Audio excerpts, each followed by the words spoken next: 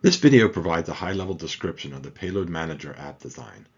This design will be presented within the context of all the Payload Manager project components, so you understand the app's responsibilities and collaborations. First, there's the Payload Simulator library, and it simulates the payload power states, states, and detector science data. Then there's the Payload Simulator app, which is essentially just a ground command and telemetry interface to the library. Next is the Payload Manager app itself, and it manages the data interface to the payload and the creation of science data files. It will be reading detector data and writing images to files.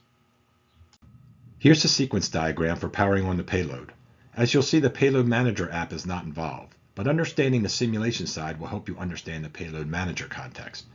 The sequence starts with a power on command from the ground that is sent to the Payload Simulator app, and the app in turn sends a power on command to the Payload Simulator library. There's a 1 Hz cycle that's started by the Scheduler app that is sent to the Payload Simulator app, and during this simulation cycle, it executes a step in the simulation, and this is where the library can update state based on the configurations that have been set by commands. And then during this 1 Hz at the end, the Payload Simulator app will read the state information and send it to the ground in a status message. Here's the Start Science sequence, and this sequence starts with a Start Science command that is sent to the Payload Manager app, and this in turn sends a Detector On command to the Payload Simulator library. And this is where if you had real hardware, it would be actually a call to the driver that would send the command to the hardware. The Payload Manager app also has a 1 Hz cycle that's executing, and it's driven by the scheduler as well.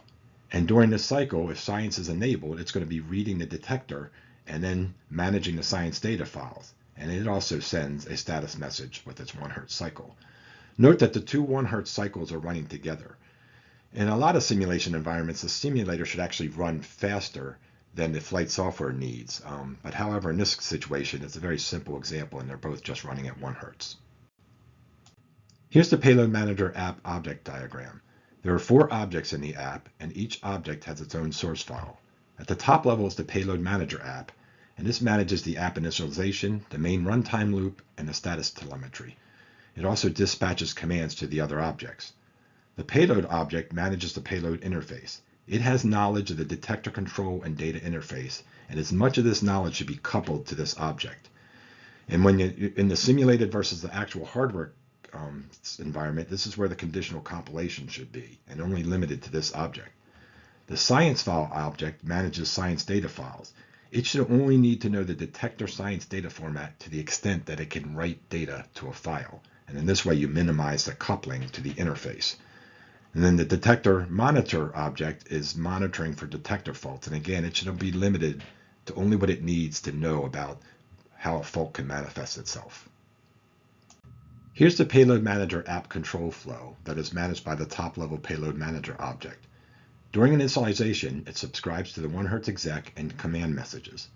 Then it enters an infinite loop. At the top of this loop, it pens indefinitely for a software bus message. If the message received is a 1 Hz exec, then it calls the Payload Manage Data function, and then it sends status telemetry. If it's a command, then it will dispatch the command to the appropriate object. If it's neither of these, then it sends an error event and goes back to the event loop, and it repeats this loop indefinitely.